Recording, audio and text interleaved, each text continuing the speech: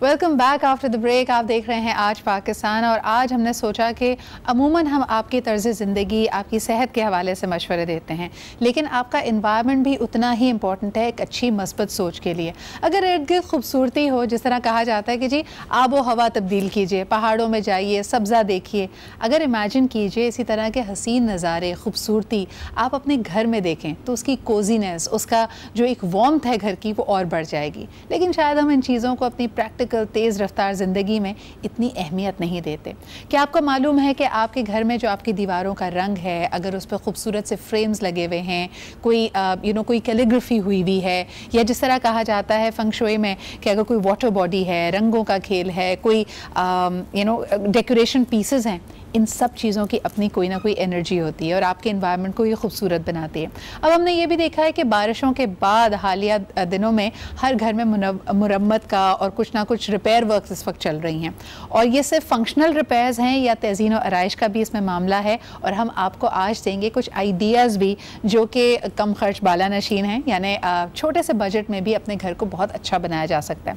आज हमारे साथ मौजूद हैं, she is an interior designer and a very good friend of mine, she is been on the show earlier. बल्कि आप देखेंगे कि एक सेट पे हमारे एक खूबसूरत सी टेबल रखी हुई है, तो एज एन आइडिया ये भी इन्हीं की क्रिएशन है। हमारे साथ मौजूद हैं ज़ुनैरा दानिश। अस्सलाम वालेकुम ज़ुनैरा, क्या हाल चाल है आपके? बिल्कुल ठीक, आप कैसी हैं? अच्छा ज़ुनैरा, जो बड़ी कॉमन बातें हम सुनते हैं ना, ज़रा उस पर बात करेंगे। अगर किसी का घर बहुत ही अच्छा सजा हुआ, वेल मेंटेन्ड होता है, तो लोग कहते हैं जी ये इसलिए पॉसिबल हुआ कि इस घर में छोटे बच्चे नहीं हैं। हमने पता नहीं क्यों ये जहन में बना लिया है कि जहाँ छोटे बच्चे होंगे घरों को फंक्शनल रखा जाए। ठीक है, बेबी फ्रेंडली आप रखें, लेकिन खूबसूरती तो फिर भी यानी आप कर सकते हैं ना, डेकोरेशन, बच्चों को ट्रेन करेंगे वो चीज़ों को हाथ ना लगाएं। आप क्या कहेंगी ऐसे पेरेंट्स को जिनके घर में छोटे बच्चे हैं, how can they decorate the house? देखिए, ये एक बड़ी मुश्किल बात होती है और बहुत कॉमन कंसेप्शन है कि जी बच्चे हैं तो आप घर खूबसूरत नहीं बना सकते, विच इज़ टोटली रॉन्ग। आप एक बजट में और बच्चों के साथ भी घर को एक खूबसूरत शक्ल दे सकते हैं। उसमें आप यस, बच्चों की ट्रेनिंग एक फैक्टर है, मगर क्या करें कि जी बच्चा नहीं ट्रेन हो रहा, तो उसमें भी देयर आर वेज कि आप अपने घर को खूबसूरत बना सकते हैं। आप एक डिस्टेंस पे वॉल डेकोरेशन करें, फ्रेम्स लगाएं, फोटो कोलाजेस बनाएं, और सबसे इम्पॉर्टेंट बात जो अभी आपने भी कही कि कलर्स का इस्तेमाल एक बहुत इम्पॉर्टेंट फैक्टर है किसी भी जगह को खूबसूरत बनाने के लिए। घर कब खूबसूरत लगता है? जब उसमें लाइवलीनेस हो। येलो इज़ वन कलर जो आपके घर को की खूबसूरती में एक एडिशन कर सकता है। आपने एक फ्रेम लिया येलो कलर का और उसमें अच्छी सी पिक्चर्स लगा के वॉल को डेकोरेट कर लिया, the wall is going to stand out. और बेस का कलर आप अपना पसंदीदा कलर रख लें, टील कलर का रख लें, या अगर आप बहुत ज़्यादा कलर्स नहीं चाहते तो ग्रे बेस बना दी वॉल की। और अच्छा, ये बड़ा एक ज़बरदस्त और मेरे ख्याल में कॉमन आइडिया है। अगर आप इसको कभी इस्तेमाल करना चाहें, if you really want to open and uplift room, तो उसकी 3 दीवारें तो आपके रेगुलर कलर की और एक दीवार को आप जरा रंगीन बना दें। जी बिल्कुल, बोल्ड स्टेटमेंट आप उसको दे दें। You can add a console, या इस तरह की कोई आपने एक स्टेटमेंट पीस ऐड कर लिया जिस पे थोड़ा सा आर्ट वर्क हुआ हुआ है, तो आपके घर में आपको खुद ही लगेगा कि एक लाइवलीनेस आ गई है। अच्छा, एक होता है कि जिन लोगों को ड्राइंग रूम्स अपने या लिविंग एरियाज़ को डेकोरेट करने का शौक़ हो, मैं भी उन्हीं में शामिल हूँ, तो हमारे घर में अगर कोई खूबसूरत सा वाज है, या फिर अगर हमने कोई क्रिस्टल पीस रखा हुआ है और मेहमानों के बच्चे आ गए, तो हर वक्त दिल धड़कता रहता है कि उन्हें गिरा देना है और ये तो बहुत महंगा है। तो उस वक्त क्या किया जाए? इन्हें हम ऊपर थोड़ा सा, जैसे आपने कहा, उनकी पहुँच से दूर रखें, एक डिस्टेंस पे रखें, उनकी पहुँच से दूर रखें। और आप एक बहुत ही इकोनॉमिकल और एक रीजनेबल सोल्यूशन है कि आपने अगर बहुत दिल चाह रहा है कि जी मुझे घर में वैस रखने हैं और प्लांटर्स लगाने हैं, तो दीवारों पे यू कैन क्रिएट बॉक्सेस लकड़ी के।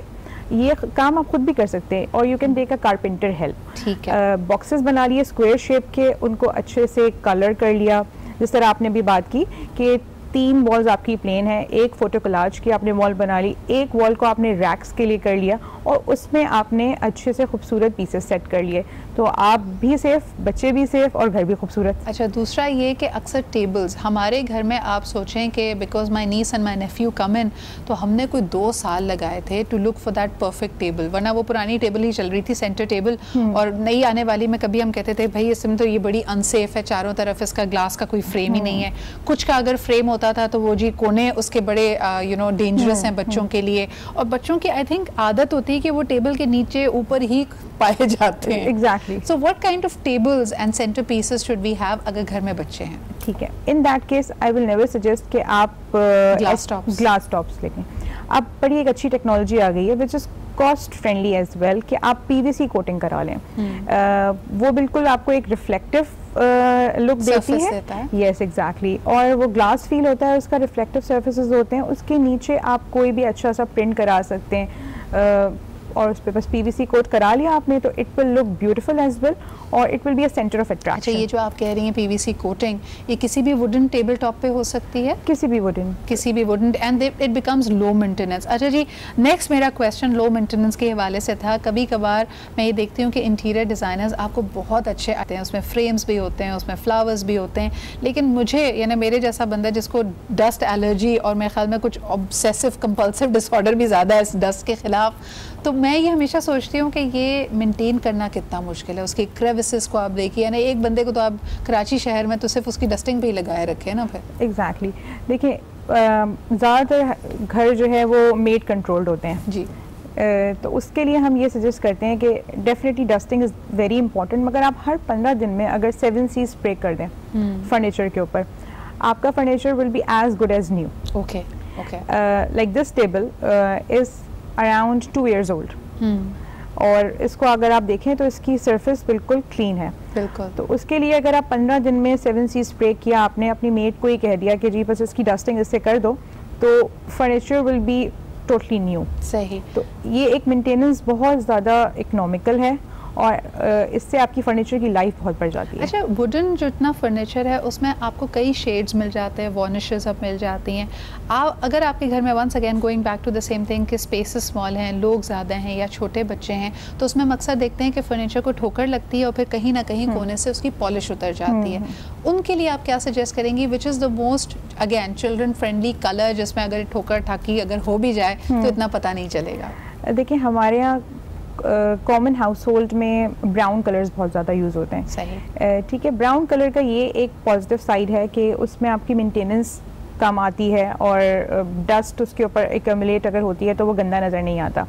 मगर अगेन उससे जो आपका घर का जो इन्वायरमेंट है वो थोड़ा सा घुटा घुटा और डल लगता है। यस, तो उससे आप ब्राउन की सिलेक्शन में बड़ा केयरफुल रहना चाहिए। ट्रू। ठीक है, कलर्स अगर ब्राउन आप सिलेक्ट कर रहे हैं, कुछ लोगों को बहुत ज़्यादा 80% आवाम हमारी जो है वो ब्राउन कलर पसंद करती है, तो उसके साथ आप जो लिविंग एलिमेंट्स हैं वो अच्छे रखें, थोड़ा सा येलो सेंटर पीसेस ऐड कर दें, टेबल्स में कुछ कलर्स ऐड कर दें, तो ये आपका बैलेंस आउट हो जाता है। अच्छा, बच्चों के कमरों के लिए अगेन आप कौन से चीज़ों को रेकमेंड करेंगे? क्योंकि वही बात है कि वुडन है, वार्निश अगर उस पर पीवीसी कोटिंग नहीं हुई हुई है तब तो उस पर भी स्क्रैचेस, निशान लगना, पॉलिश उतरना।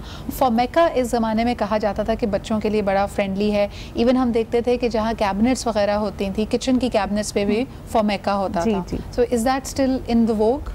या it is, and it is like an evergreen thing. मगर अभी फॉर्मिका की टेक्नोलॉजी भी थोड़ी सी इवॉल्व कर गई है। अब आपके पास हॉट प्रेस फॉर्मिका आता है जो जल्दी निकलता नहीं है। तो we have very good brands जो MDF शीट्स मैन्युफैक्चर करें जिनका फॉर्मिका इज़ वेरी स्टेबल और लॉन्ग लास्टिंग। तो बच्चों के कमरे के लिए वी रिकमेंड कि आप फॉर्मिका फर्नीचर क्लीन करना आसान है जी, उसको मेंटेन करना आसान है, उसमें कलर वैरायटी आपको बहुत ज़बरदस्त मिल जाती है। तो अगर आप उसको चर्पी बनाना चाहते हैं। अच्छा जी, नेक्स्ट आ जाते हैं सबसे बड़ा खर्चा। अगर आप अपने घर को अपडू कर रहे हैं ना तो एकदम से पर्दा बड़ा महंगा पड़ने लगता है। उसमें एक तो फैब्रिक की कॉस्ट, फिर उसकी स्टिचिंग की कॉस्ट, आपको रियलाइज़ होता है कि ओ माय गॉड, पहले तो मैं चाहता था कि ज़्यादा खिड़कियां हों ताकि रोशनी आए, लेकिन अब सारी खिड़कियों पे जो पर्दे लगाने हैं उससे तो वॉलेट का हाल बुरा हो गया। क्या कहेंगी ज़ुनैरा कि कर्टन्स में, ब्लाइंड्स में आजकल व्हाट इज़ इन फैशन, और अगर एक मेरे ख्याल में कुछ भी ना बदला जाए, सिर्फ एक कमरे में अगर कर्टन्स को बदल लेते हैं तो एक अपलिफ्ट आ जाता है। सही बात है। देखिए, कर्टन्स ज़्यादातर लोग फ्लैट्स में रह रहे हैं, ठीक है। अगर हम कॉमन पीपल की बात करें तो वो छोटे घर होते हैं। वी डोंट रिकमेंड बहुत हैवी वाले कर्टन्स ना, कि आप जैकार्ड के, वेलवेट के कर्टन्स लगा रहे हैं। कॉटन कर्टन्स, आपको बहुत अच्छे कॉटन ब्रांड्स हैं हमारे पास, आप कॉटन कर्टन्स लगाएं with very nice colours, matching your furniture, matching your interior walls के साथ कॉम्प्लीमेंट करते हुए कॉटन के लगा लें। They are more practical and उनको धोना भी आसान, उनकी फील भी एक आसान, और सबसे जो बड़ी बात है कि वो they give you a very open look. Absolutely. अच्छा, मुझे थोड़ा सा कलर पैलेट के बारे में भी लोगों का बताइएगा। अभी तक हमने 2-3 बातें की कि ज़्यादातर पाकिस्तान में मेजॉरिटी लोगों को ब्राउन्स बहुत पसंद है। फिर उसके अलावा जो लोग खुद डिज़ाइनिंग कर रहे होते हैं अपने इंटीरियर्स की, वो एक मैचिंग का हमारे यहाँ बड़ा फिनोमेना है कि जी कारपेट से कर्टन और कर्टन से फिर जो हमारे सोफे जिस तरह अपहोल्स्टर हुए हैं सबका फैब्रिक एक हो और उसके साथ एक बड़ा डीप कलर ब्राउन का भी हो, तो वो ऐसा लगता है कि पूरे एक छांगा मांगा जंगल की कुर्बानी दी गई है आपका ड्राइंग रूम बनाने के लिए। बिल्कुल। आप ऐसे लोगों को क्या कहेंगे? और थोड़ा सा कलर्स के बारे में अगर एडवाइस करें कि वो ओपननेस, वो लाइटनेस किस तरह लेके आए? बिल्कुल, देखें ये एक बड़ा सेंसिटिव सब्जेक्ट हो जाता है कुछ लोगों के साथ कि they are in love with brown colour ना। सही। तो ठीक है, आप फर्नीचर ब्राउन कर लें, मगर furniture is just not, is a part of interior. आप उसके साथ कॉम्प्लीमेंट करें लाइट कलर वॉल्स, आपकी जो सेंटर पीसेस हैं, टेबल पीसेस हैं, वो लाइट कलर होने चाहिए। कारपेट, आप अगर let's say dark brown sofa है तो ज़रूरी नहीं है कि डार्क ब्राउन कारपेट हो, आप फॉन की तरफ जा सकते हैं, या आप थोड़ा सा टर्कोइज का कंपोनेंट ऐड कर सकते हैं। Brown and turquoise go very well.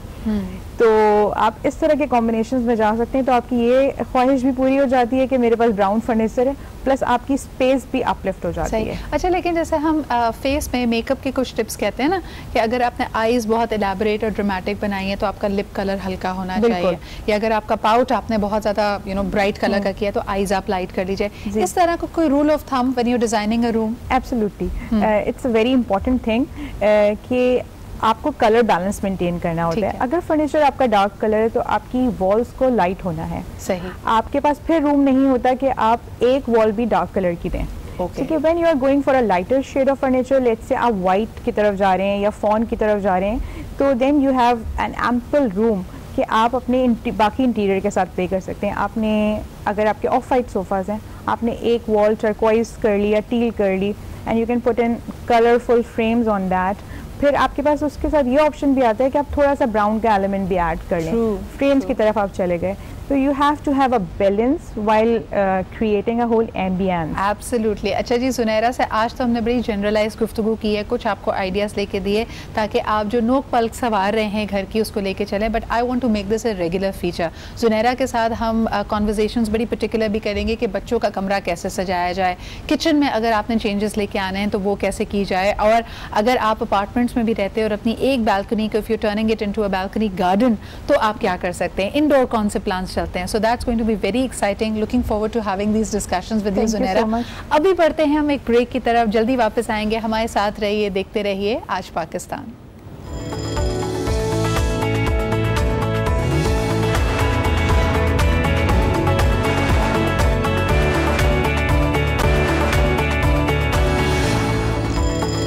Welcome back. जब हम अपनी गलती नहीं मानना चाहते तो कहते हैं जी इसमें किसी का भी फॉल्ट नहीं था, ये तो एक हादसा था। लेकिन हादसों को भी अवॉइड किया जा सकता है, उसके लिए प्रिकॉशंस लेना और ख़ास तौर पे जो आपकी एहतियाती तदाबीर हैं उसको अमल में लाना बहुत ज़रूरी है। अगर आप गाड़ी चला रहे हैं तो बेल्ट ज़रूर पहनिए, अगर आप बाइक पर राइड कर रहे हैं तो आपके पास हेलमेट ज़रूर होनी चाहिए।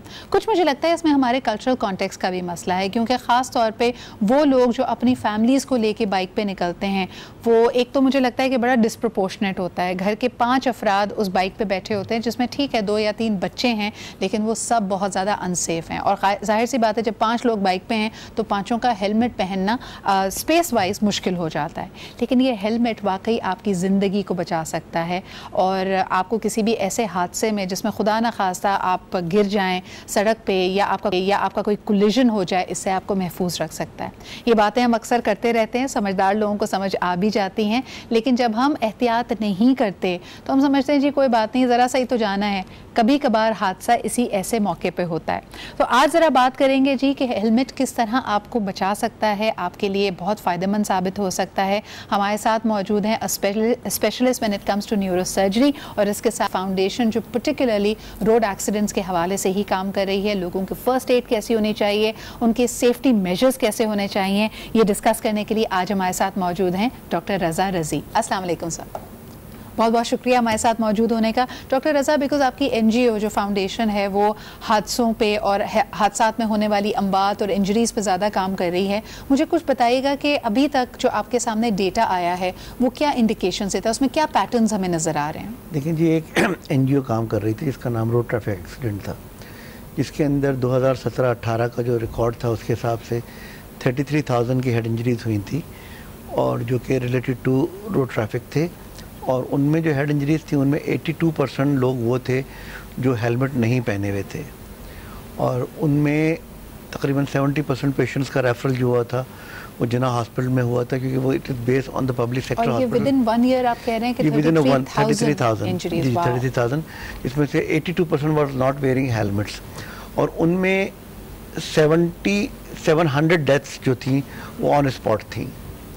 और ये प्रिवेंटेबल थी, ये ऑल ओवर प्रिवेंटेबल्स। और इसमें जो एज ग्रुप है इट इज़ अराउंड 15 to 25-30 तक का एज ग्रुप होता है जो कि यंगिश एज में आता है and they are using motor bikes without wearing helmets. Actually इसमें जो सबसे बड़ी प्रॉब्लम जो आती है हमारे पास एजुकेशन की आती है। सही, हम हेलमेट तो ख़रीद लेते हैं पुलिस के डर से, लेकिन उसे बाइक के आगे रखते पहनना पसंद नहीं करते और वो सबसे बड़ा एक इंसिडेंस उसकी वजह से चोट लगने का होता है। इस सिलसिले में मैंने बहुत कोशिश की, मैं अब भी कोशिश कर रहा हूँ कि हम इसके रूट लेवल पर जाके काम करें। Like we need to start from the very beginning, जैसे हम स्कूल लेवल्स पे जाके लोगों को गाइड करें। मैं लास्ट 30 ईयर से इसके पीछे हूँ कि अगर 30 साल पहले मेरी बात मान ली गई होती या कोर्स में कोई ऐसी चीज़ें ऐड की जाएं जो कि बच्चे पढ़ें। अब तो हम लीप फ्रॉग कर सकते हैं ना, लाइक मिसाल के तौर पे हमारी टेलीविजन स्क्रीन्स के जो स्टार्स हैं, सुपर स्टार्स हैं, सोप्स में, ड्रामों में लोगों की इतनी ज़बरदस्त फॉलोइंग है। और आपने बिल्कुल सही कहा कि कुछ कल्चरली हम इतने ज़्यादा बेबाक हो गए, एडवेंचरस हो गए कि आप देखें हीरो अगर किसी भी ड्रामे में बाइक पर सफ़र कर रहा है या फिर गाड़ी में सफ़र कर रहा है, ना वो गाड़ी में बेल्ट लगाता है ना वो बाइक पर हेलमेट पहनता है। तो वहीं से तो हमने पॉजिटिव रोल मॉडलिंग शुरू करनी है। आप बिल्कुल सही कह रही हैं कि जो पॉजिटिव रोल मॉडलिंग से इसी तरह शुरू होती हैं, लेकिन कुछ हमारी कुछ नेचर बन गई है कि हम हर काम या तो हमें समझ में आ जाए तो करते हैं या फिर हम पे कोई सख्ती की जाए। अब इस बारे में क्या कहेंगे डॉक्टर रज़ा कि एक तो है सेफ्टी पॉइंट ऑफ व्यू से कि आपने खुद हेलमेट पहना हुआ है। अक्सर जो बाइक राइडर्स हैं अगर उन्होंने खुद हेलमेट पहना हुआ है, पीछे खातून बैठी हैं, खातून ने हेड स्कार्फ या हिजाब पहना हुआ है, तो कल्चरली मैंने तो कभी नहीं देखा कि वो हेलमेट फिर लगाएं। फिर साथ में अगर छोटा बच्चा है जिसको बड़ी शान से बाइक की टंकी पे बिठाया जाता है सामने पेट्रोल फ्यूल टैंक के ऊपर, उसको भी कोई हेलमेट नहीं बनाता। इन मुसाफिरों के लिए आप क्या कहेंगे? देखिए जी, सबसे पहले बात तो ये कि जितने तमाम तर लोग हैं दे आर बहुत ज़्यादा एक्सपोज होते हैं एक हेड इंजरी के लिए, और हम समझते हैं कि चलिए जी हम कोने तक जा रहे हैं कोई मसला नहीं, लेकिन वो इवेंट एक लम्हे के अंदर हो सकता है और लोग इस चीज़ को समझते नहीं। मेरे पास तो ऐसे बहुत सारे केस रिपोर्ट्स हुए जो कि जी हम कोने तक ही तो गए थे और फिर एक दफ़ा चोट लगने के बाद अगर सरवाइव कर जाते हैं तो दूसरी तरफा उसकी इंपॉर्टेंस को नहीं समझ रहे होते, फिर दूसरी तरफा सेम चीज़ के साथ वापस आ रहे होते हैं। तो ये बहुत अनफॉर्चुनेट है हमारे यहाँ। हम थोड़ा सा एक तरह से ये समझ लें कि बाइक पे फैमिली को लेके निकलते हैं 4-4, 5-5 लोग, just to trying to save some पैसे बचाने के लिए कि जी हमें रक्षा या टैक्सी ना करनी पड़े। लेकिन वो अगर उनकी कोई हेड इंजरी हो जाती है तो वो बहुत ज़्यादा उनके लिए एक तो जानलेवा भी हो सकती है और अदरवाइज उनके लिए एक फाइनेंशियल बर्डन भी होता है। क्योंकि मुझे कुछ आपकी तरफ से टिप्स भी चाहिए होंगी डॉक्टर रज़ा कि बच्चों के साथ अगर आप सफ़र कर रहे हैं, ज़्यादा बच्चे नहीं भी 1 या 2 छोटे बच्चे हैं, तो बाइक पे उनके साथ सफ़र करते हुए उनके लिए क्या सेफ्टी मेजर्स हमें करने चाहिए? सबसे पहले तो जिस तरह बिठाया जाता है वो तो इट्स अ सेंसलेस थिंग, वो बिठाना ही नहीं चाहिए। और देखिए जी, बच्चे हो, बड़ा हो या लेडी हो, सबसे पहले तो बाइक राइडर जो है जो चला रहा है उसको हेलमेट पहनना चाहिए। और आइडियली तो ये तमाम तर लोग दे shouldn't be without helmet. Unfortunately हमारे यहाँ जो एक लॉ सिस्टम है, हमारा लॉ एंड ऑर्डर सिस्टम है, उसमें भी इन चीज़ों को इतना ज़्यादा उनको ज़बरदस्ती जोर नहीं दिया जा रहा करने के लिए। इस पर मेरा एक प्रपोज़ल था जो मैं जहाँ जाता हूँ बोलता हूँ कि देखिए हमारी इंडस्ट्रीज़ हैं, हमारी पब्लिक सेक्टर की इंडस्ट्रीज़ हैं, हमारी प्राइवेट सेक्टर की इंडस्ट्रीज़ हैं, वहाँ पे कंपलसरी किया जाए जो उनके जो ओनर्स हैं या जो इनके एम्प्लॉयर्स हैं कि तमाम को चाहिए कि वो हेलमेट के बगैर सवारी ना करें। आखिर में बात करना चाहेंगे, जब बसेस का जिक्र निकल ही आया है और हम हेलमेट की बात करें, देखिए जी बाइक पे बैठा हुआ शख्स हेलमेट पहने तो समझ आता है, मैं समझती हूँ कि बस की छत पे जो लोग बैठे होते हैं उनको भी हेलमेट पहनना चाहिए। देखिए जी बात वही आ जाती है, ये तो वो तमाम तर चीज़ें जो अनएक्सेप्टेबल हैं। बिल्कुल। अब उसमें बस की छत पे बैठना नहीं चाहिए और हेलमेट पहनना, तो जो बाइक वाले को उसको हम हेलमेट नहीं बना सके, आज तो छत पे बैठने वाले को क्या हेलमेट बनाएंगे। लेकिन देखें आप अपने ये मजाक की बात अलग, लेकिन कितना आप अपनी जान के साथ खिलवाड़ कर रहे हैं। यानी एक तो छत पे बैठा हुआ नजर आता है इंसान, पीछे जो उसकी लैडर सी लगी होती है, सीढ़ी सी, उस पे लोग लटक के सफ़र कर रहे होते हैं। यकीनन पब्लिक ट्रांसपोर्ट हमारे मुसाफिरों की तादाद से बहुत कम है, लेकिन खुदारा अपनी ज़िंदगियों से मत खेलिए। कभी कभार थोड़ा सा इंतज़ार कर लेना, अगली बस का इंतज़ार करना ज़्यादा बेहतर होता है। आप छत पर भी बैठते, जिस तरह इन्होंने कहा कि बस के अंदर जब टांग की हड्डी टूट सकती है, तो आप जरा एक लम्हे के लिए इमेजिन कीजिए कि अगर बहुत ज्यादा जोर से आपको जंप लगे या स्पीड ब्रेकर के ऊपर से बस गुजरे तो छत पे बैठे हुए लोगों का क्या हाल होगा। बहुत बहुत शुक्रिया doctor Raza for being here with अस। आपके तवज्जुह से एक दफा फिर एम्फसाइज करना चाहेंगे कि एक साल भर का जो डेटा इनकी ऑर्गेनाइजेशन के पास आया है उसमें तकरीबन 33,000 हेड इंजरीज हुई हैं, जिसमें से इंजरीज हुई हैं और उसमें से 700 अमवात बिल्कुल भी यानी उनको प्रिवेंट किया जा सकता था, लेकिन अनफॉर्चुनेटली हेलमेट ना पहनने की वजह से people have lost their lives. So we can't emphasise on this point enough. एक छोटा सा ब्रेक लेते हैं, we'll be right back.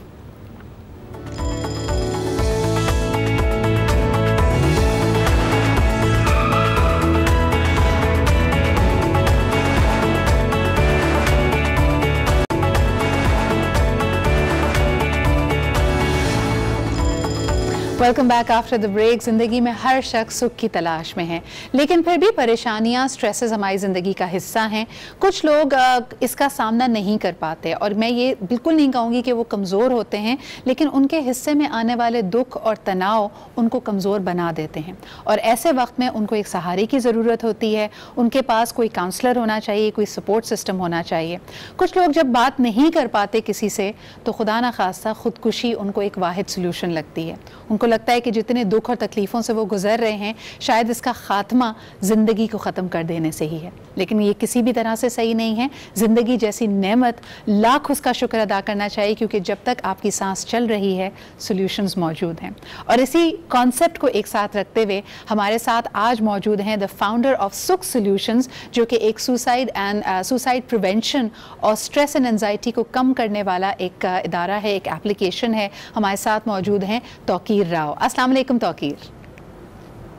Walaikum Assalam. Thank you so much Tawqir for being here with us, and I'm really happy and pleased to learn about the Sukh Solutions. इसमें सबसे पहले तो हम अपने नाजरीन को बताते चलें कि ये एक एप्लीकेशन है जिसमें अवेलेबल है माहिर नफ्सियात के मुख्तलिफ मज़ामीन। इस मज़ामीन से आपका जो पर्टिकुलर मसला हो उस पर आप काउंसलिंग हासिल कर सकते हैं, सोल्यूशंस की तरफ देख सकते हैं। ये आप में उम्मीद और होप को बढ़ाता है। और इसमें ख़ास तौर पर ये बात कि इसमें कोई भी दवाइयों को तजवीज़ नहीं किया जाता, जैसे ख्वाब आवर दवाइयाँ हैं या स्ट्रेस रिलीज़ करने की, एंजाइटी ख़त्म करने की, ऐसी कोई भी इसमें सजेशंस नहीं दी जाती। सबसे पहले तौकीर मुझे ये बताइएगा कि लाहौर शहर का आपने इंतखाब किया, इसकी कोई ख़ास वजह? जी एग्जैक्टली, लाहौर का जो डिप्रेशन रेट है, सुसाइड है और मेंटल हेल्थ इश्यूज़ हैं, वो बाकी सिटीज़ की जो कंपैरिजन चेक किया गया है तो बहुत ज़्यादा आ रहा है। अच्छा। दैट्स व्हाई जो फर्स्ट टारगेट हमारी है ऑडियंस, वो हम लोगों ने लाहौर इसमें सेलेक्ट की है। सही। और अगर आप इसमें एक देखते हैं कि क्या रेशो अवेलेबल है काउंसलर्स का, थेरेपिस्ट का, साइकोलॉजिस्ट एंड साइकियाट्रिस्ट का, उसके बारे में क्या कहेंगे? कितने क्वालिफाइड साइकोलॉजिस्ट या साइकियाट्रिस्ट, थेरेपिस्ट मौजूद हैं लाहौर शहर में? Mental health doctors, psychologist, psychiatrist, counsellor available हैं, लेकिन लोग उनको उस तरह से अप्रोच नहीं करते जिस तरह से अप्रोच करना चाहिए था। इसकी बहुत सी रीजंस हैं जिसकी से अप्रोच नहीं कर पा रहे। The first thing is that कि फर्स्ट ऑफ वो इस स्टेट के अंदर आइडेंटिटी शेयरिंग का इश्यूज होते हैं, तो दैट्स से लोग वहाँ तक अप्रोच नहीं करते उनको। और फिर एक स्टिग्मा भी अटैच है, यानी जब आप मेंटल हेल्थ प्रैक्टिशनर के पास जाते हैं तो लोग तसव्वुर करने लगते हैं कि लोग पता नहीं आपके बारे में बातें बनाएंगे, आपको पागल गर्दानेंगे, तो आप इससे इज्तिनाब करते हैं।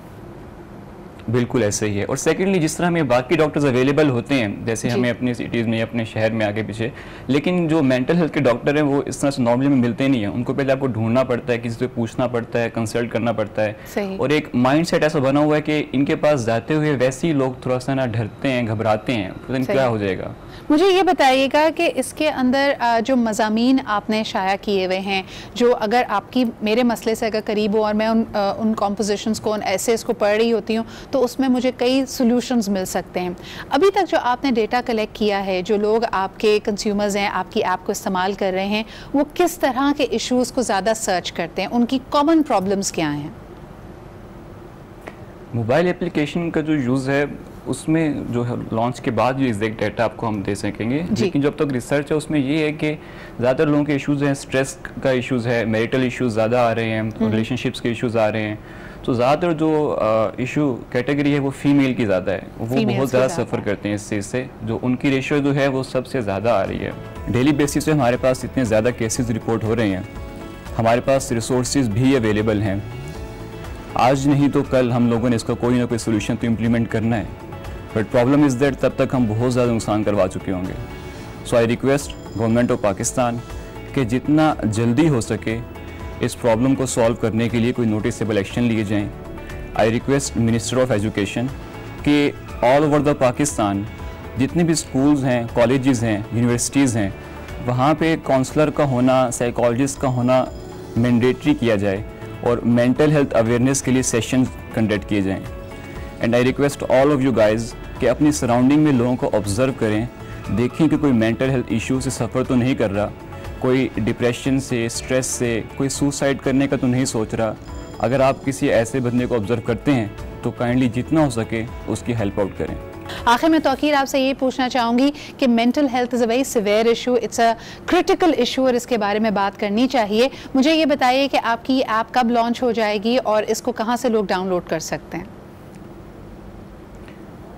एंड ऑफ सितंबर में जो है इसको लॉन्च करेंगे, अभी नेक्स्ट वीक इंशाल्लाह। और ऐप स्टोर पे भी है और प्ले स्टोर पे भी है, दोनों प्लेटफॉर्म को टारगेट किया गया इसमें। डेफिनेटली, बहुत बहुत शुक्रिया हमारे साथ मौजूद होने का। Anybody who is working for the well being, for mental space and mental peace of mind is important to us. एक दफ़ा फिर आपको बताते चलें कि अगर आपको लगे कि कोई ऐसे इश्यूज़ हैं, मदद की आपको ज़रूरत है, तो प्लीज़ इसमें कोई आर महसूस ना कीजिए कि आपने किसी काउंसलर या थेरेपिस्ट के साथ पास जाना है। जैसे आपके अगर दांत में दर्द है तो आप डेंटिस्ट के पास ज़रूर जाएंगे। कई दफ़ा हम प्रॉब्लम्स को छुपा कर उसका सीक्रेट रख के we create them into bigger problems. अब जी वक्त हुआ है एक ब्रेक का। ब्रेक के बाद वापस आएंगे। We have the big discussion today, जिसमें हमने बात यही राजदारी और सीक्रेट्स की करनी है। तो हमारे साथ रहिए और देखते रहिए आज पाकिस्तान।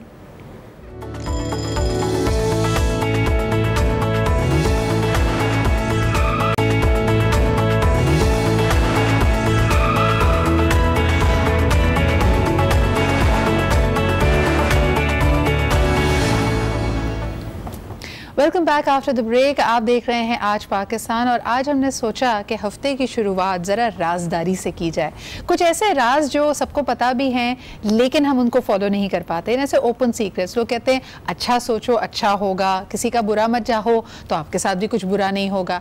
ऐसे सीक्रेट्स तो हम सब जानते हैं, लेकिन ज़िंदगी में आपके सीक्रेट्स की क्या वैल्यू होती है? लोग ये कहते हैं कि सीक्रेट तब तक सीक्रेट है जब तक आपने किसी को बताया नहीं। एक भी शख्स से शेयर कर लिया तो बस जी वो राज राज नहीं रहा। लेकिन क्या कुछ मामलात वाकई राजदारी के होते हैं? खुसूसन कुछ रिश्तों का तकद्दुस क्या उसकी राजदारी में ही है, उसकी प्रिवेसी में ही है? खुसूसन यहाँ पे बात करेंगे बीवी और शौहर के रिश्ते की, जिसमें कहा जाता है कि जी आपस की बात है आपस में रहने दो। अगर कोई तुम्हें वीकनेस, कोई बुराई, कोई ऐसी चीज़ अपने हस्बैंड की पता भी है तो दुनिया के सामने उसका राज रखो, उसका भरम रखो। लेकिन यही चीज़ अगर हम पलट कर देखते हैं बच्चों और वालिदैन के बीच में, तो आपके वालिदैन से ज़्यादा आपका मुखलिस कोई नहीं है। सबसे अच्छी एडवाइस आपके पेरेंट्स ही आपको देंगे, तो उनसे राज मत रखें। और कई दफ़ा हमने ये भी देखा है कि राज रखने की एक बड़ी वजह ये होती है कि हमें खौफ होता है। यानी मिसाल के तौर पे अगर आपके माजी का कोई ऐसा चैप्टर रहा है जो आप चाहते हैं कि भाई मैं तो उससे मूव ऑन कर गया हूँ, लेकिन अगर लोगों को ये हकीकत बताई तो लोग ताने दे दे के मार देंगे।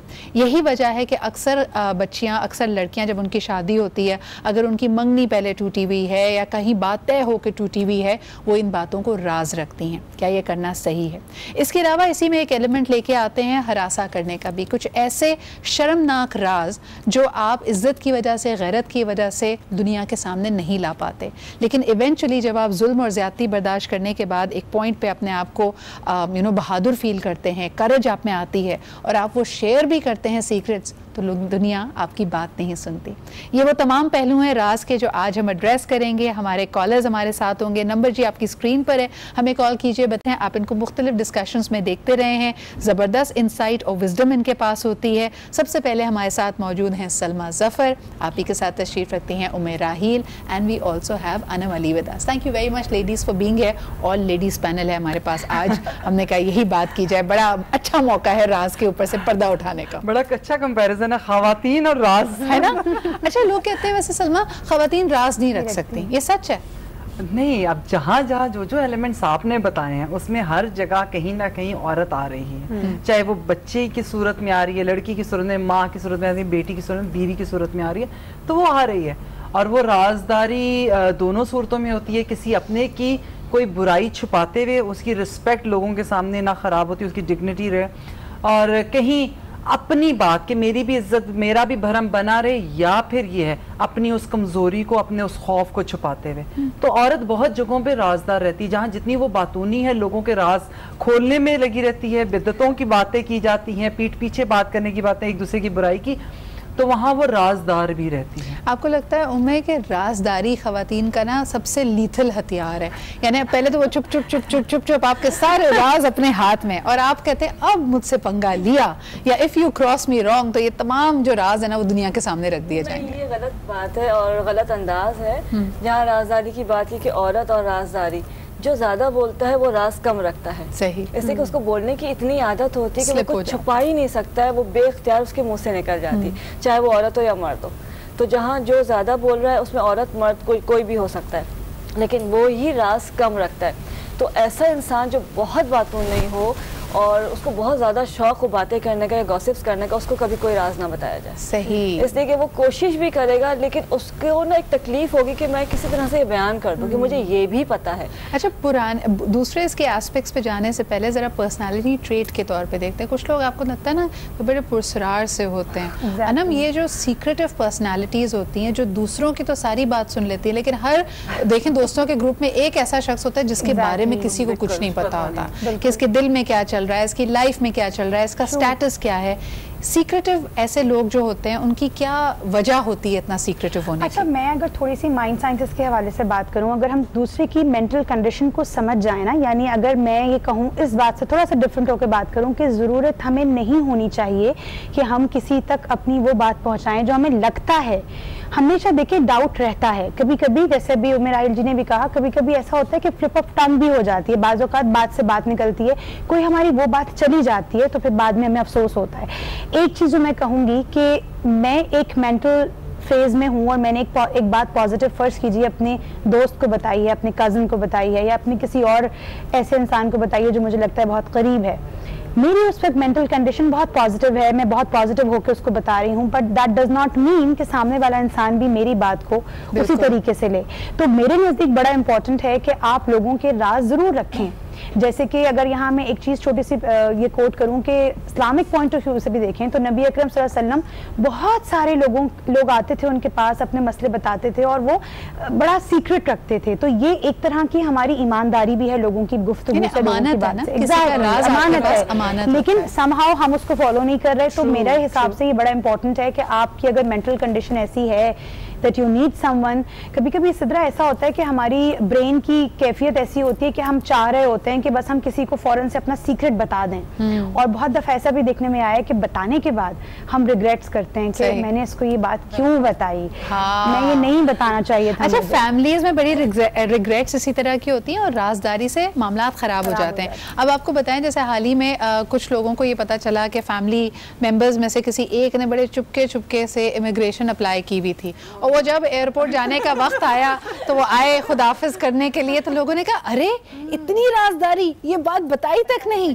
तो ये वहाँ पे क्या मामलात बनते हैं और फैमिली कैसे रिएक्ट करती है, इस पर भी बात करेंगे। अच्छा, एक बड़ा इंपॉर्टेंट पहलू जो हम पर्सनैलिटी की बात कर रहे थे कि राज कुछ लोग ऐसे रखते हैं जो डिग्निटी की वजह से रखते हैं कि भाई मैं एक ग्रेसफुल इंसान हूँ, इन चीज़ों की मैंने शोखी नहीं मारनी, दुनिया के सामने इतराना नहीं है, तो वो राज रखा हुआ है। लेकिन ऑन दी अदर हैंड कभी कभार एहसास कमतरी की वजह से भी लोग राज रखते हैं। यानी घर की कोई ऐसी बातें अगर घर में मिसाल के तौर पे अम्मी अब्बू के आपस में नहीं बनती, लड़ाइयाँ बहुत होती हैं या पैसे की तंगी है, बच्चों को अक्सर कहा जाता है कि ये मामला दूसरों के सामने जाकर ना कहो। वहाँ पे एक माहौल ऐसा घुटा घुटा होने लगता है कि वो जो तकालीफ हैं आप अकेले सहने की आपको आदत हो जाती है। इस पर बात करते हैं जी एक छोटे से ब्रेक के बाद।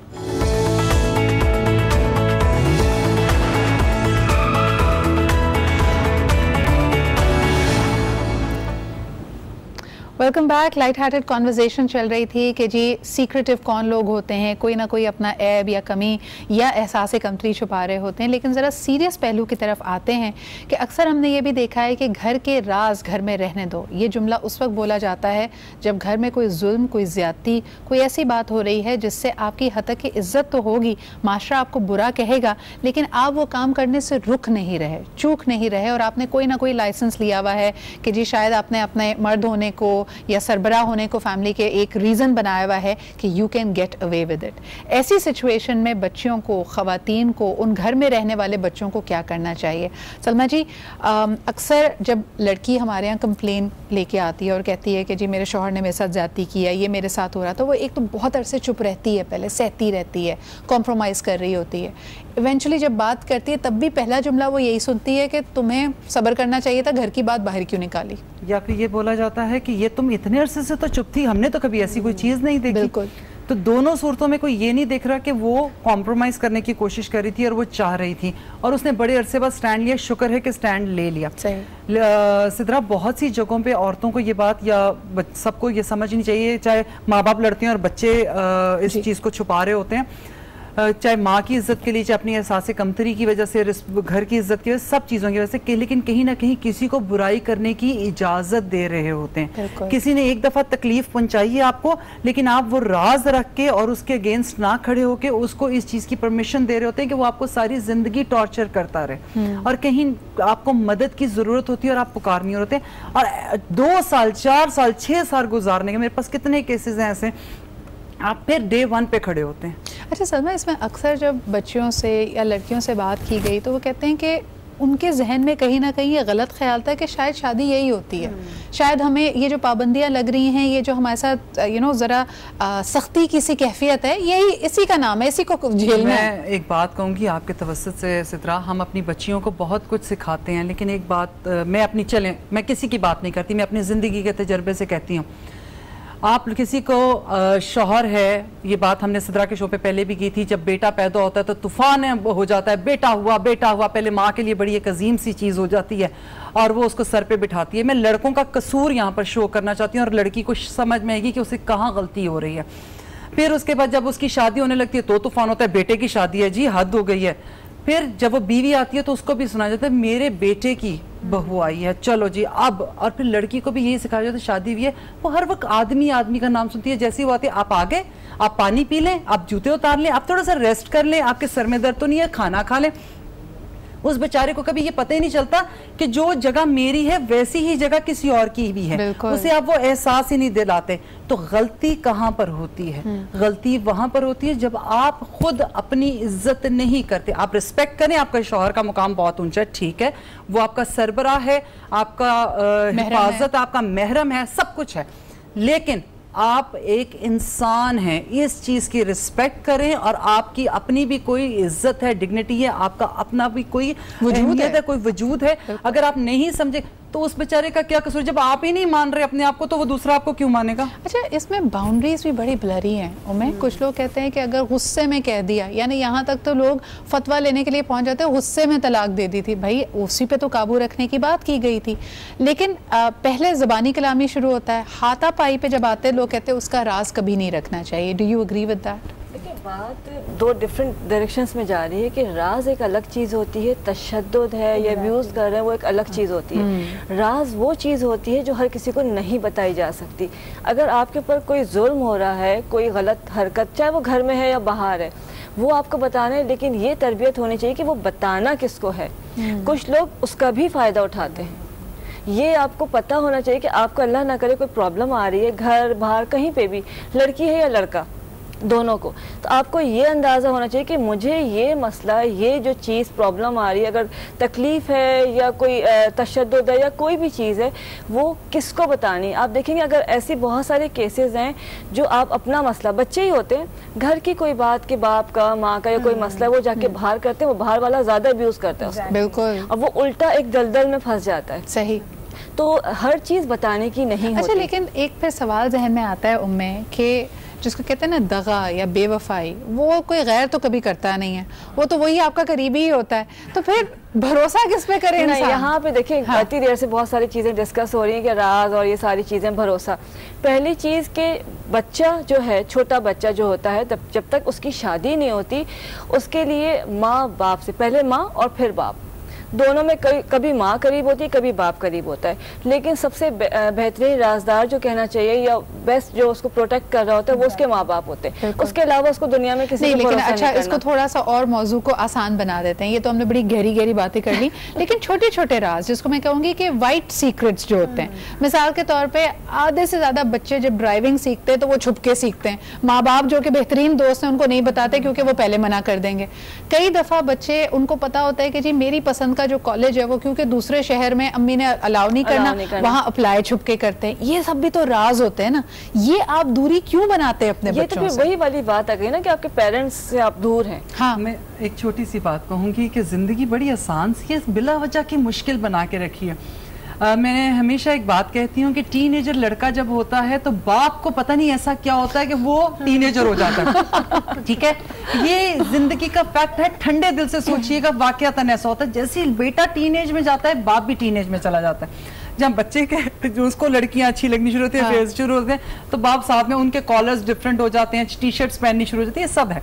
इसी तरह जब बेटी उठकर आईना देख रही होती है ना, तो माँ से नहीं छुप सकती, क्योंकि हम उस जमाने से गुजर चुके। हाथ में चूड़ियां डाल के, बार बार यूं यूं करके, हाथ पे नेल पॉलिश लगा के, शीशे के सामने खड़े होना, दुपट्टा लेना, खड़े सजना, बाल खोना, इन सारी चीज़ों से हम गुजर चुके। अगर आप उनके दोस्त बन जाएंगे, ना उनको बाहर का कोई राजदार चाहिए होगा, ना उनको बाहर का दोस्त चाहिए होगा, और आप अपनी जिंदगी के तजर्बात से अच्छे तजर्बात उन्हें बताएंगे और बुरे तजर्बात उनके आगे रखेंगे, उससे कम से कम वो सीख सकेंगे। उनकी प्रॉब्लम्स अलग हैं, उनकी दुनिया अलग है, वक्त हालात अलग हैं, लेकिन अगर आप उनके साथ शेयर करेंगे तो कम से कम जो बुराइयां हो रही हैं माशरे में वो आपसे डिस्कस जरूर करेंगे। अच्छा, बहुत सारी जो गलत आदतें पड़ती हैं वो भी तो सीक्रेसी में पड़ती है ना सलमा जी। मिसाल के तौर पे अनम, जितने बच्चे टीनेज में सिगरेट पीना शुरू करते हैं या फिर छुप कर बंक करते हैं अपना कॉलेज, ये सब सीक्रेट्स हैं, और इसके बाद आप स्लाइड कर जाते हैं। अब ये दो-धारी तलवार है, कौन सा पेरेंट सामने बैठ के बच्चे की वो थ्रिल और बस किल करेगा और कहेगा अच्छा जी बेटा अगर सिगरेट पीना है तो मेरे सामने पियो। अच्छा, मैं सलमा जी की बात को यही आगे करूंगी कि बेसिकली जो गलती मेन हो रही है ना, हम सबसे ही हो रही है। जो न्यू पेरेंट है, या मैं तो कहूंगी जो अभी तक पेरेंट नहीं बने हैं वो भी इसको सुने। कहीं ना कहीं अपब्रिंगिंग में हम ये गलत कर रहे हैं। होता क्या है, देखिए हमारी जो मेंटल कैपेसिटी होती है वो एक्शन का रिएक्शन है। फॉर एग्जाम्पल एक बच्चे ने, अब आपका सवाल इसी से रिलेट करता है, फॉर एग्जाम्पल एक बच्चे ने अपनी माँ या बाप के सामने सिगरेट पी, क्या होगा? इससे पहले कि माँ बाप कुछ कहें, सबसे पहला जो बच्चे के जहन पर उसका इम्पैक्ट जाता है, जो फिक्स्ड हो जाता है हमारे जहनों में, वो होता है माँ बाप का रिएक्शन। ख़ास तौर पे ये ख़वातीन और बच्चियों के लिए एक तरह से उनको एडवाइस करने का भी तरीका है, उनको काउंसल करने का भी तरीका है। आप तीनों माशाल्लाह समझदार लोग, आप लोगों की राय में जब कहा जाता है ना राजदारी से निकाह कर लो, पेरेंट्स नहीं मान रहे फॉर एनी रीज़न, कोई और वजूहात हुई हैं, घर वाले नहीं मान रहे, चलो चुपके से जाके, और कई हमने देखा है लड़के लड़कियां जो फिर लेटर ऑन हम ऑनर किलिंग्स की भी बात सुनते हैं, बाकी चीज़ों की भी बात सुनते हैं, अगर इतना शदीद रद्द अमल हो घर वालों का, बात नहीं मानी जाती, तो ये जो सीक्रेटली जाके शादी कर लेते हैं, इसके बारे में आपका क्या ख्याल है? इसको मैं एब्सोल्युटली नो बोलूँगी, क्योंकि एक चीज़ हम सबको, हम किसको जवाब दें? रब को जवाब दें। जिस चीज़ में निकाह में रब की रज़ा है निकाह दो बालिग लोग हैं, एक दूसरे को पसंद करते हैं, ओके, वो कमाता नहीं है, उसकी फैमिली कैसी, ये सारे चीजें चलते हैं। अगर आपका इश्क इतना मोहब्बत चढ़ी हुई है तो आप स्टैंड लें, उठे, उठकर निकाह करें, तो ओपनली करें। और दूसरी बात है, अगर वो दूसरी एक चीज मैं कहूंगी, जो आपसे मोहब्बत करता है और जो आपकी इज्जत करता है, मोहब्बत सबसे बड़ी बात है, वो आपकी रिस्पेक्ट करता होगा, जो आपकी इज्जत करता है वो आपको छुपा के जलील क्यों करेगा? ये कभी भी नहीं हो सकता। जहां राजदारी आएगी वहां बुराई आएगी। और दूसरी एक चीज, माँ बाप की रिस्पेक्ट अपनी हर जगह मुकद्दम है। जो बच्ची माँ बाप की इज्जत नहीं करती, अपने माँ बाप को धोखा देकर आ रही है, वो आपकी इज्जत कैसे करेगी? और जो बच्चा अपने माँ बाप की इज्जत नहीं करता, वो आपकी रिस्पेक्ट, जब अपनी माँ छोड़ देगा वो बीवी कैसे रखेगा? जो अपनी माँ छोड़ देगी वो अच्छी माँ कैसे बनेगी? मुझे आज तक इस बात का मतलब नहीं समझ। अल्लाह मियां हमारे बच्चों को हिदायत दे। अगर आपका आप मौकफ बिल्कुल ठीक है, लड़का ठीक है, दलाइल पे बात करें, टेबल टॉक करें। और पेरेंट्स से भी कहूंगी बच्चों की बात को समझने की कोशिश। बेशक बेशक। लेकिन सलमा, ये जो आपने this is a subject very close to our heart as well. उनमें अगर कोई हमारे व्यूअर्स में कोई ऐसी लड़की या खातून ये देख रही है जो परहैप्स इस दोराहे पर है, जहां उसको कहा जा रहा है कि देखो तमाम रास्ते बंद हो चुके हैं, सिर्फ यही रास्ता है, उसको आप क्या मशवरा देंगे? नहीं, ऐसा कोई रास्ता कभी बंद नहीं होता। अल्लाह ने तमाम रास्ते खुले रखे हैं। रास्ते का चुनाव या डायरेक्शन देखना बहुत ज़रूरी है। जज्बात में कभी अंधा नहीं होना चाहिए। बच्चियों को तो खासकर मैं मशवरा दूंगी कि इस तरह से जो अपने घर की इज्जत है उसको भी ख़राब करती हैं और अपना आगे जो फ्यूचर है उसको भी ख़त्म कर देती। बिल्कुल। अच्छा, अब बढ़ते हैं एक ब्रेक की तरफ, उसके बाद आएंगे। ये मजीद हमारे लिए बड़ा एक स्ट्रॉन्ग सब्जेक्ट भी है और थोड़ा मुश्किल सब्जेक्ट भी है। आजकल हम देखते हैं कि ऑनलाइन ब्लैकमेलिंग बहुत ज़्यादा होती है, और ये तब होती है जब अगले के पास आपके कोई राज, कोई वीकनेस, कुछ ऐसी तस्वीर होती हैं जिस पे आप शर्मिंदा हैं। ऐसी सिचुएशन में आपको क्या करना चाहिए? क्योंकि ऐसा लगता है कि फिर घाटी और पहाड़ की चोटी, यही दो आपके पास ऑप्शंस रह जाती हैं कि आप लोगों पे किस तरह एडमिट करें, उनको पूरी कहानी कैसे बताएं कि जी ये रिश्ता, ये दोस्ती, ये शुरुआत कहाँ से हुई थी, और आप इसी वजह से ब्लैकमेल मजीद होते चले जाते हैं।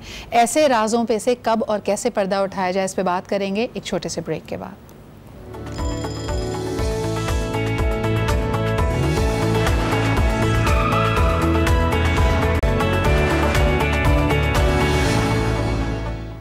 अहम सब्जेक्ट है, मुश्किल सब्जेक्ट है। अब हम जो लार्जर डिस्कशन कर रहे हैं राजदारी, उसमें हमने बहुत सारे पहलू उसके एक तरह से अब अपने डिस्कशन में लेके आए कि हस्बैंड एंड वाइफ की राजदारी, घरों में राजदारी, कि अगर बच्चे देख रहे हैं कि माँ बाप की आपस में नहीं बन रही, माशी तंगी है, क्या चीज़ बाहर कहनी है, क्या नहीं कहनी। अभी तक तो ये सारे इश्यूज़ बड़े बिनाइन से इश्यूज़ थे, लेकिन राजदारी का एक एंगल बहुत ही खौफनाक है, जिसके अंदर हम बात करते हैं अब्यूज़ की, जिसमें हम बात करते हैं हरासा होने की, ब्लैकमेल होने की। और उसमें भी ऐसा लगता है कि जो अग्रेसर है, जो ब्लैकमेलर है, जो भी शख्स या आपको हरास कर रहा है, उसके पास भी कोई आपकी सीक्रेट, आपकी वीकनेस मौजूद है। अनम, ऐसी सिचुएशन में लड़की क्या करे? अब किसी को बताए तो भी उसी के ऊपर इल्ज़ाम लगता है, निकले कैसे इस दलदल से? अच्छा, मैं बताऊं सिद्रा, क्योंकि आजकल सोशल मीडिया का दौर है और कोई भी लड़की जो कहीं ना कहीं हरास हो रही है, हम सबके पास एक्सेस तो देखे हैं सोशल मीडिया का, जहाँ पर हम सिर्फ नेगेटिविटी की बात करते हैं या हम ये बात करते हैं that there is no hope, यहाँ सब कुछ बुरा है। वहीं पर सोशल मीडिया में अब बहुत सारी ऐसी एप्लीकेशंस मौजूद हैं, बहुत सारे साइबर क्राइम के ऐसे जगह जगह अब तो इस तरह की आपको एप्लीकेशंस मिलती हैं, बहुत सारे ऐसे इदारे काम कर रहे हैं, बहुत सारे ऐसी जगहें हैं जहाँ पे लोग हेल्प सीख कर सकते हैं। वो क्या तरीका है? लेकिन ना उसमें दो जाविये बनते हैं। एक है कि कोई अननोन शख्स आपको इलेजिटिमेट, अनऑथराइज मैसेजेस कर रहा है, उसको रोक लगाना आसान होता है। लेकिन मैं यहाँ पे बात कर रही हूँ खासतौर पे उन लड़कियों की जिन्होंने किसी को पहचानने में गलती की, किसी गलत इंसान पे भरोसा किया। अब क्योंकि पहल उनकी तरफ से भी थी, या उनको लगता है कि इस बात पे उनको भी पूछा जाएगा, सलमा जी, वो लड़कियां क्या करें? देखिए, मेरी बात सुने, जब कभी कोई एक गुनाह सरजद हुआ या कोई गलती सरजद हो गई, अब जिंदगी है, इंसान है, की है, तो उसका खमियाजा होता है ना, एक चीज। लेकिन उस खमियाजे से बड़ी सजा काटते हैं हम। एक आपने गुनाह किया, गलती कर दी, इस पेरेंट्स के पास खड़े हो, पेरेंट्स लान तान करेंगे, डांटेंगे, तुम्हारा कसूर था, ये सब कुछ पेरेंट्स की बात बाद में करती हूँ। लेकिन आप चुनते क्या हैं? वो खड़े होके सबके दरमियान में एक दफा जलील होने से ज्यादा सबकी रेपुटेशन, सबकी इज्जत स्टेक पे लगाते हैं और खामोशी इख्तियार करते हैं और जुल्म बर्दाश्त, और उस आदमी के हाथों ब्लैकमेल होते रहते हैं। और सबसे बड़ी बात एक और चीज़ कहूँगी, जितनी बच्चियाँ, बहुत सारी चीज़ें जिस पे आपने अभी बात, जब उस पर हम गए हैं ब्रेक पे, तो उससे पहले मैं एक बात कहना चाहती थी। बात करते हुए मेरे रोंगटे खड़े होते हैं। ज़िंदगी में बड़ी बड़ी चीज़ें होती हैं, लेकिन जब हम किसी बड़ी तकलीफ दे मराहिल से गुजरते हैं, अपनी गलतियों की वजह से गुजरते हैं, तो प्लीज उठ कर सर्वाइवल की जंग लड़नी होती है, और उसमें लड़ने की सबसे बड़ी तरीका सिद्रा क्या है, किसी दूसरे को उस तकलीफ से मत गुजरने दें। जिस वक्त आप राजदार बनने देंगे उसको, उसका राजदार बनेंगे अपनी गलती की वजह से, तो आप उसको इजाजत दे रहे हैं जो उसने तुम्हारे साथ किया वो और 100 के साथ करे। तो प्लीज आपके इस जख्म का मरहम सिर्फ यही है कि किसी और को तकलीफ मत होने दें, और इंसान उठकर खड़ा हो जाए अल्लाह पे भरोसा करके और आवाज दे कि ये चीज गलत है, लाजमी सी चीज है। और इसी में क्योंकि मैंने बहुत सी बच्चियों को सुसाइडल होते हुए देखा है, मैंने बहुत से लड़कों को सुसाइडल होते हुए देखा, और बहुत से केसेस हमारे सामने भी आए हैं। बच्चों से लेके बड़े तक आप प्रोफेशनल लाइफ में कहते हैं कि कई दफा आपको इस तरह आप फंस जाते हैं। देखिए कभी भी मैं विक्टिम को मजीद विक्टिमाइज नहीं करती, चलें उस वक्त आपकी बेहतरीन जो भी सोच थी, किसी पे आपने भरोसा किया, कुछ अच्छा सोच के किया, आपको लगा होगा कि वो एक सूटेबल सूटर हो सकता है, या फिर आप किसी ना किसी तरह एक सर्कमस्टांसेस में फंस गए, you did not have the tools and the knowledge then. लेकिन जब आप में ये नॉलेज आ गई है उनमें, उस वक्त अगर आपके साथ कोई भी ना खड़ा हो और आपको ये दोहरा खौफ हो कि लोग मुझे जज करेंगे, लोग मुझे अलग कर देंगे, मुझे अकेला छोड़ देंगे, आप उन बच्चियों को क्या कहेंगे? देखिए सबसे इम्पोर्टेंट बात, अभी बात हम ब्लेम कर रहे थे सोशल मीडिया को, लेकिन मैं एक छोटी सी बात बताऊं, और बिल्कुल एक सच्चा वाक़या, बल्कि बहुत पुरानी बात है, लेकिन मेरी जवानी का वाक़या, कि ऐसा एक केस हुआ और मुझे ये था कि मैं घर वालों को सरप्राइज़ दूंगी, कुछ करके दिखाऊं। 25-26 साल मेरी उम्र होगी इस वक्त, और मैंने कहा चलो ठीक है, एक इवेंट कंपनी के साथ जुड़ गई मैं। अच्छा, उसमें कुछ ऐसा हो कि मैंने घर की कुछ चीज़ें जाके उनको रखी कि चलो उसके बाद हम शुरू करेंगे, उन्होंने उस पर कब्जा किया। अच्छा, काम तो बाद में होता, अब मुझे कॉल्स आना शुरू, उस वक्त मोबाइल था ही नहीं, अब मुझे कॉल्स आना शुरू हुई, मैं थोड़ा अपसेट हुई कि अब क्या होगा, काम तो रह गया पीछे, वो दूसरी तरफ अब ब्लैकमेल कर रहे हैं, इमोशनल ब्लैकमेल कर रहे हैं, मेरा घर भी था, बच्चे भी थे, फैमिली भी थी। और उसके बाद जब वो लोग दरवाजे पे आने लगे, 2 दिन के अंदर वो पूरे मतलब बेतहाशा लोगों के मतलब कहना चाहिए आम सिचुएशन कि मैं हर तरफ से फंस गई कि पड़ोस में भी इधर से मैं कहाँ जाऊँगी, कि मेरे पास एक ही रास्ता था कि जी अब निकलो बाहर। तो मैंने उस वक्त किसी पे ट्रस्ट नहीं किया, मैं सीधा अपनी फैमिली पे, भाई बाप, मुझे ये मसला है। अच्छा, हमारी फैमिली में अल्हम्दुलिल्लाह ये मसला है कि गुस्सा तो बाद में करेंगे, उन्होंने कहा ओके बैठ जाओ। अच्छा, अक्सर ये होता है जो आपने बात की ना, ये इसका दूसरा पहलू है। ख़वातीन कभी कभार ऐसा उनको लगता है, और नकदी के मामले में अब तो खैर मैं समझती हूँ कि लड़कियाँ बहुत होशियार भी हो गई हैं, लेकिन एक ज़माने में ये तस्वुर किया जाता था कि घरों की ख़वातीन का बाहर एक्सपोजर नहीं होता, ये जो करतब दिखाते हैं, बड़े बड़े मदारी बैठे हुए हैं जो बातों का आपको घेरा देते हैं और आप कहते हैं कि जी ये बड़ी अच्छी कमेटी आप डाल लें, बाजी ये फलानी किस्तों में आपका घर या फ्लैट अपना हो जाएगा। तो खातून अपनी समझदारी को प्रूव करने के चक्कर में वहां पर, लेकिन ये कि एक बात कभी आपने ये सोची कि इसमें कसूर किसका होता है? क्या उस औरत का कसूर होता है जिसे आपने बंद करके रखा हुआ है, या उन मर्दों का कसूर होता है जो उन्हें एक्सपोजर नहीं देते? इतनी तो समझ। मैं अक्सर ये बात बहुत से लोगों से कहती हूँ, हमारे साथ जो काम करते हैं, बीवी घर पे बैठी हुई है, बेटी घर पे बैठी है, उसको बाहर नहीं निकलने, बाहर की हवा ना लगे।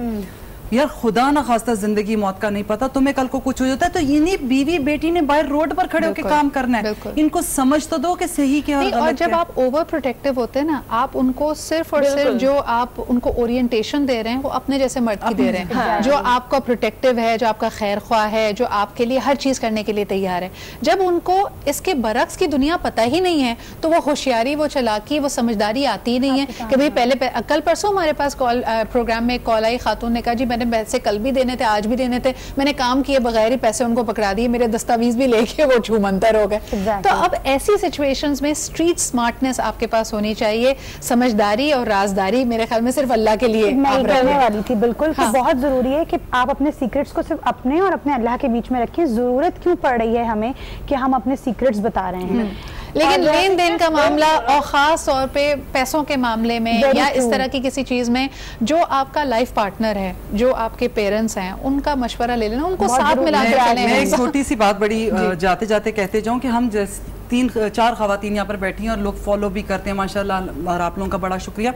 लेकिन हम बहुत डरपोक औरतें हैं। हम जब घरों से निकलती हैं तो एक टेक्स्ट मैं स्पेशली अपने बेटे को डालती हूँ, उसको अपनी लोकेशन सेंड करती हूँ, सबके नंबर सेंड करती हूँ, यही मैं उनसे भी कहती हूँ, ठीक है। और मैं कहीं जाती हूँ, मैं किसके साथ काम कर रही हूँ, कहाँ जा रही हूँ, मैं सुबह के टाइम में घर में सारे सो रहे, लेकिन मेरी बेटियां जानती है मैं इस टाइम कहाँ पर बैठी हूँ, मैंने कहाँ जाना है। देखिए ये आपने प्रेसिडेंट सेट किया है, जब आप खुद फॉलो करती हैं तो फिर बच्चे भी फॉलो करते हैं। मेरे बच्चे फॉलो करते हैं, और इन केस वो कहीं किसी की तरफ जाते हैं तो 6 लोगों के नंबर मुझे देते हैं, किसी का भी मोबाइल ऑफ हो गया। अब ये इसमें फिर एक सवाल है, बहुत बहुत आमद हुई है एकदम सवाल की। लेकिन ये आप फॉलो करती हैं, ये आपके बच्चे फॉलो करते हैं। आधी खवातीन का जो दुखड़ा है वो ये है कि मर्द नहीं फॉलो करते, वो सुबह जाते हैं फिर उसके बाद कहते हैं मैं ऑफिस से आ गया, उसके बाद शाम में दोस्तों के। अक्सर खवातीन इस बात की तकलीफ में मुब्तला है कि भाई ये किन के साथ उठते बैठते, कहाँ हैं, 12 बजे 2 बजे वापस आ रहे, we don't know where the man is sitting. क्या करें? वहाँ पर खड़े होकर ये तो ना कहें कि आप फलानी मासी के साथ थे, आप फला के साथ थे, सवाल मत करें, पहले दोस्ती बनाए। हमारा जिस किस्म का काम है ये आसिम नहीं थे। एक बार ऐसा हुआ कि मुझे सुबह 7 बजे के करीब कॉल आई, आसिम मीटिंग्स के लिए थे, बाहर से डेलीगेशन आया, उन्हीं को रुकवाना ठहराना, मैं उन्हीं के साथ रुका, बात खत्म हो गई, मैंने कभी दोबारा कॉल नहीं की। सुबह मुझे आसिम के दोस्त का फ़ोन आया, फ़ोन करके कह रहे हैं कि भाभी आसिम की गाड़ी का एक्सीडेंट हुआ है। अच्छा, जान निकल गई। मैंने सास को नहीं बताया, और उस वक्त मेरे पास घर का फ़ोन था और आसिम का सेल फोन, और मैं मुसलसल फ़ोन मिला रही हूँ। थोड़ी देर बाद आसिम मैं कहा बड़े दांत निकल रहे हैं आपके, आप थे कहाँ पर? मैंने पहली दफ़ा ये सवाल किया तो कहते हैं 5 साल बाद सवाल करियो, खैरियत है? मैं कहा यार आपकी गाड़ी का एक्सीडेंट हुआ। साथ ही बता दिया, मैंने आप पे शक नहीं किया मैं, लेकिन बाद में चीज़ें बहुत सारी हुई चेंज, और उन्होंने कहा कि लेकिन एक बात उनको आज भी है, वो कहीं बैठ मुझे एक मैसेज डालते हैं आप कहाँ पर हैं, लेकिन जो मर्द नहीं फॉलो करते, लेकिन करवाना क्या करें, कैसे क्या करें? ट्रैकर लगा दें, गाड़ी ट्रैकर से फोन करके पूछ लें किधर है ये गाड़ी। वही सलमा वाली बात कि आपका रिलेशन इतना क्लोज होना चाहिए, इतना ट्रस्ट आपस में होना चाहिए, आपको पूछना ही नहीं पड़े कि वो कहाँ है। ये तो आपने मर्दों वाली बात की ना, मर्द इस चीज को लेके चलते तो मुझ पे इतना ट्रस्ट करो कि तुम पूछो ही मत, पहले बताओ तो सही। हर जगह अच्छे और बुरे लोग होती है ना कि उसको पता होता है, औरत पूछती नहीं, उसको पता होता है कि मर्द या जो भी उसका। वैसे आपको बता दूं खवातीन की छठी है वापस जब आते हैं ना आपकी चाल से पता चल जाता है। मैं कहती हूँ जब हाथ में लाए आपके ये पूरे बता हुआ। अच्छा, एक चीज आपके जाते जाते जरूर कहूंगी, जो आपने इतनी बड़ी बात की है Sidra, thank you so much. इस तरह की बात कही जाती हैं और चीज़ें लोगों के लिए बहुत, जो बच्चियां शादी करने जाती हैं ना चोरी, उनके लिए एक लफ्ज़ ज़रूर कहा जाता है, मोहब्बत कुर्बानी मांगती है, और ये कुर्बानी का वक्त है। तो कुर्बानी का वक्त मतलब ये है कि उठकर खड़े हो जाओ, अपनी फैमिली के सामने जलील हो और उठकर मनवाओ बात। चोरी मत करो, बंद कमरों में कोई काम नहीं होता, कोई प्रोजेक्ट नहीं होता, कोई मोहब्बत नहीं होती, कोई। जब मैं बस एक छोटी सी चीज कहूंगी कि अगर इसके बिल्कुल ऑपोजिट, फर्ज कीजिए कुछ गलत हो रहा है किसी लड़की के साथ, और ये भी सिखाया जाता है लड़कियों को माओं की तरफ से कि थोड़ा बहुत बर्दाश्त करना, अगर कुछ ऐसा कर रहा है तो कोई जरूरी नहीं है, इसको राज रखो, तो फिर सही हो जाएंगी चीजें। बहुत चीजें आती हैं, ये भी नहीं करना, सिर्फ मोहब्बत में कुर्बानी नहीं दिखानी। अगर गलती हो रही है तो लग रहा है अगर कि फादर से ज्यादा करीब हूं तो फादर से कह दूं, मदर से ज्यादा करीब हूं, ये बाज़ वक़्त सिचुएशंस इतनी होती हैं कि बाज़ वक़्त मदर फादर नहीं होते इतने क्लोज, फिर आपके सिबलिंग्स आते हैं, फिर आपके कोई और करीब के आते हैं, लेकिन जरूर बताएं कि मेरे साथ ये प्रॉब्लम हो रही है। उसको सीक्रेट रख के ये समझना कि हम बहुत कामयाब बीवी बन जाएंगे, ये बहुत एक गलत चीज है। सीक्रेट नहीं रखना चाहिए इस तरह की चीजों। बिल्कुल सही कह रही हैं। अच्छा, इसके अंदर जिन लोगों से मुमानियत हो सकती है, मैं अब यहाँ तक तो बात बिल्कुल सही आई, लेकिन कभी कभार वो जो राजदार कंधा किससे बात करनी है उसमें भी तो आप धोखा खाते हैं। मिसाल के तौर पे आपको अगर किसी मर्द का कहीं कोई बाहर इंटरेस्ट चल रहा हो तो सबसे पहले जाहिर सी बात है उसी के दोस्तों को पता होता है, वही कंधा बन के बीवी के पास साथ देते हैं, कसम ले ले। अब जरा बताएं, अब क्या करें? अच्छा, ये जो साथ दे रहे होते हैं इन पे कितना भरोसा करना चाहिए? नहीं करना चाहिए। मर्द को तो बड़ा फायदा पहुंचता है, उसको साथ दे रहे होते हैं, लेकिन आपको मर्द को एक बात बताती हूँ, छोटी सी जिंदगी के हालात हैं, जिसको वो साथ के लिए पकड़ता है, वो आपके निकाहों में बैठते हैं, दूसरी शादियों के लिए बैठते हैं या कहीं और जाते हैं व्हाटएवर, और आपकी बुराइयों में साथ होते हैं, लेकिन आपको ये नहीं पता वो आपके घर की खवातीन को किस तरह बात करते हैं, क्या सोचते हैं, किस नजर से देखते हैं, अप्रोच करते हैं क्या कह के। ये बहुत सारी चीजें नहीं बड़ी अहम बातें हैं। और आज हमारे पास प्रोग्राम में वक्त कम था और राजदारी शुरू में तो हमने कहा कि सीक्रेट्स बड़ी छोटी छोटी बेस्ट फ्रेंड्स आपस में सीक्रेट रखें, लेकिन इसके जो पहलू निकल के हमारे सामने आए वो तमाम ही अहम थे। बहुत बहुत शुक्रिया Salma, Umme Raheel and Anam for being here with us. Very insightful, very wise discussion, और मैं उम्मीद करती हूँ कि इसको इसी ज़ुमरे में लिया जाएगा, समझा जाएगा बातों को इन्हीं कॉन्टेक्स्ट में। इसके अलावा जी, जिस तरह हम हमेशा कहते हैं अल्लाह ताला से दुआ करते हुए भी हम उसको जब रिफ़र करते हैं अल्लाह ताला को, तो हम उनको सातिरुल उयूब कहते हैं, यानी तमाम ऐबों पे पर्दा डालने वाला। आपसे कोई गलती हुई है, कोई गुनाह हुआ है, कोई ऐसी बात हुई है जिस पे आप शर्मिंदा हैं, उससे अल्लाह ताला से ही इस्तिग़फ़ार करें, अल्लाह ताला से ही राज़ो नियाज़ करें, क्योंकि बंदे तो बड़े जी खाम माल के बने हुए हैं, आपका राज दूसरे तक पहुँचा नहीं कि वो आम हो जाएगा। इस बात को ज़रूर मद्देनज़र रखें। आपसे कल फिर मुलाकात होगी, अपना ख्याल रखें, खुदा हाफ़िज़।